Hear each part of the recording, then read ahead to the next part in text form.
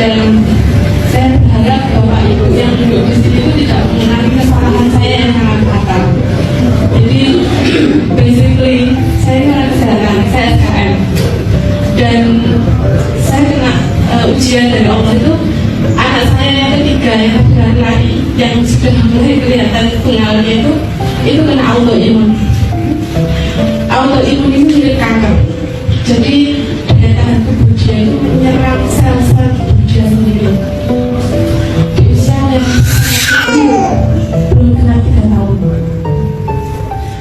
Akhirnya kami bawa sampai dokter Sutomo, dan dia harus menjalani serangkaian pemeriksaan yang ternyata tidak bisa di-cover oleh BPJS semuanya. Selama semalam kami datang hadir itu setengah 8 nyampe IR dokter Sutomo, saat itu sampai setengah 4 pagi. Saya 21 tulisan berjalan di anak saya. Bentukannya luar biasa, mulus dengan tabungan semua. Dan setelah itu tidak selesai. Anak saya harus mengkonsumsi obat imunosupresi untuk menekan daya tahan tubuh dia agar tidak menjadi gila dengan tubuhnya. Istilahnya dokter itu daya tahan tubuh dia atau sel ganti dia itu gila. Ibarat tentara itu harusnya itu cuma nembak musuh, tapi sisa bukti tentara dan tubuh anak saya itu menembak semua sel yang ada. Apa yang terjadi pada dia?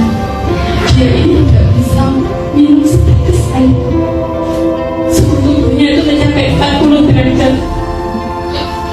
Yang dia rasakan itu hanya dia benar-benar sakit, Bu, sakit. Dan sebenarnya saya sudah tahu tentang kehamilan, tapi saya itu tidak bisa berpikir out of the box. Saya tidak bisa berpikir keluar dari kotak mindset saya sebagai orang kesehatan. Kenapa? Karena saya kurang baca, kurang mengatur, kurang banyak belajar sekarang ini. Karena di dalam dunia medis gak ada yang saya alami saat itu ya, di tahun 2017 itu tidak ada electrolyte speech water, itu tidak ada. Akhirnya air putih yang sehat itu yang dia punya TDS di bawah 300, yang dia pH-nya normal, yang dia tidak mengandung logam berat dan sebagainya. Artinya kalau saat itu saya disodori air hangat water, saya bilang ya, karena kan memang secara kedokteran bilang anak ini harus cukup cairan tubuhnya. Sampai dokter itu menjelaskan ke saya, anak ini harus minum minimal 1,5 liter per hari. Anak ini berumur 2,5 tahun, beratnya tidak lebih dari 16 kilo. Dan diet yang harus dia jalani adalah diet eliminasi. Keluar dari rumah sakit, keluar dari opname dari Sutomo itu, yang bisa dia makan hanyalah ubi-ubian, sayuran, dan semua buah off, semua produk unggas yang mungkin anak-anak suka, ayam, telur, dan sebagainya off, semua produk ikan off, yang bisa masuk daging pun daging sapi sama daging kambing. Minyak nggak bisa, semua itu termasuk produk buah ya, itu nggak bisa karena kotoran. Ibu bisa tanyakan bagaimana saya mau masaknya, cara saya merayu anak itu makan. Yang dewasa aja melihat makan itu rasanya nggak tersedap, tapi anak itu sekitar. Dan ketika Deni tahu Pak itu teman mengalami air, dia berpikir kalau dikasih pH 9 itu nanti jadi sembuh. Tak coba, tak minumkan. Saya tutupin kepala karena mindset saya belum bisa percaya. Apa yang terjadi? Reaksi detoksifikasi langsung terjadi. Anak ini baru keluar dari rumah sakit, belum ada sebulan, dalam kondisi kayak itu, anak ini kembali. Pagi saya kasih minum itu sekitar 4 gelas, sekitar 50 menit, jam 9 pagi, jam 12 siang Pak, suhu tubuhnya itu 40 derajat. Sambil diem nggak bisa ngapa-ngapain, dia bilang sakit, apa sih? Saya bisa lakukan, saya biar diem duduk pasang di atas terus berdoa agar kamu tertidur, nanti kamu bisa bilang kok aku haus tuh. Dan langsung saat itu saya reject dengan yang namanya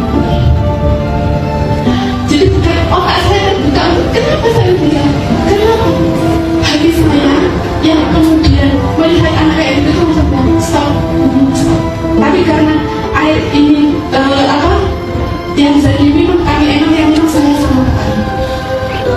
Itu terjadi terus. Setiap minggu saya diinterstop untuk kontrol, dan setiap kali kontrol itu harus bawa hasil cek darah lengkap dan cek urin lengkap beserta sedimennya. Dan itu yang bisa diterima labnya dari luar beserta hanya Prodia. Di bawah Prodia tidak mau, karena dia sangat melakukan akurasinya. Itu terus berjalan 2 tahun. Nah, 6 bulan yang lalu, di saat ibu saya kritis di rumah sakit, saya nggak bisa langsung menghandle anak ini. Anak ini harus dipegang orang lain, dipegang ayah dan sebagainya. Saya berada di rumah sakit seminggu. Apa yang terjadi setelah ibu saya meninggal? Seminggu kemudian anak ini harus kembali dan ngomong hasilnya hancur. Yang saya syukuri anak ini nggak ngalami seorang. Dokternya sampai begini, kenapa sampai seperti ini hasilnya? FGD-nya sangat tinggi. Di urinnya timbul ketor lagi. Ya Allah, kenapa? Dokternya begini, Bu, kita coba ya, seminggu lagi ibu rawat di rumah ada. Coba kembali ke toilet eliminasi di awal. Ya Allah, saya lakukan seminggu kemudian tes urin lagi, tes darah lagi. Terus akhirnya ya Allah, apa yang harus aku lakukan? Di saat sudah berjun semua, sudah dikejar kayak gitu. Dan alhamdulillah sekarang saya menjadi punya waktu kayaknya biasanya saya harus ikut ngurus ibu, karena ibu tuh kena diabetes sampai itu dalam 5 tahun namanya. Itu saya punya waktu dan saya benar-benar belajar. Karena saya dipaksa harus keluar dari mindset saya dalam dunia medis itu karena belum percaya dalam melakukan hal itu. Akhirnya Dewi saya kejar terus. Bagaimana mungkin lambung yang sifatnya asam yang pH-nya itu sampai 4 bisa menerima air alkali dengan pH yang setinggi itu? Saya nggak dikalikan. Kemudian ini literatur yang baca sampai apa yang ada di PubMed itu baca. Apa yang bisa belajar keras. Saya tidak ingin membeli yang itu akhirnya menjadi salah buat anak saya. Karena saya bertanggung jawab besar. Benar kata yang dari tadi, seorang ibu itu menteri kesehatan namun menteri keuangan keluarga. Benar 100%. Akhirnya setelah saya yakin dengan saat itu juga saya klik Dewi, saya beli SD 501. Kenapa mau beli itu? Saya bilang, saya butuh air electrolyte reduced water yang nilai ORP-nya mencapai -800 karena anak saya bukan yang lain-lain. Oke, deal. Terus langsung saya proses keuangannya dan oke. Dan apa yang terjadi Bapak Ibu sekalian, tanggal 12 Juni air itu mesin itu kami nyalakan dan dia bilang saat terbaik minum air kangen water itu adalah pada saat pagi hari kamu tidur di tempat biar itu langsung minum fresh dari mesin, dan nanti saat mau tidur itu langsung minum fresh dari mesin. Itu saya lakukan. Yang lainnya ketika misalnya kita haus minum dan sebagainya sampai takarannya cukup, misalnya butuhnya 1,5 liter atau butuhnya 2 liter, itu kami lakukan. Ajaib Bapak Ibu sekalian, 20 hari kemudian saat tanggal 2 Juni anak ini wajib kembali setor muka lagi ke dokter Sutomo. Saya kembali ke Prodia untuk cek darah, cek urin lengkap. Bapak Ibu sekalian boleh nggak percaya, tapi saya masih tahu fotonya. Dia juga masih banyak fotonya, foto lengkap hasilnya. LED laju endam darah anak itu dari 37 menjadi 20, turun 17 poin. Dan itu bukan nilai yang sedikit. Bagi orang medis itu wonderful, sungguh luar biasa. Yang kedua, keton dalam urin anak ini sudah ngendon 6 bulan lamanya.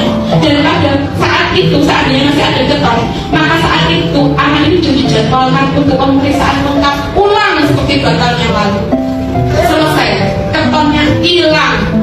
Subhanallah, saya yang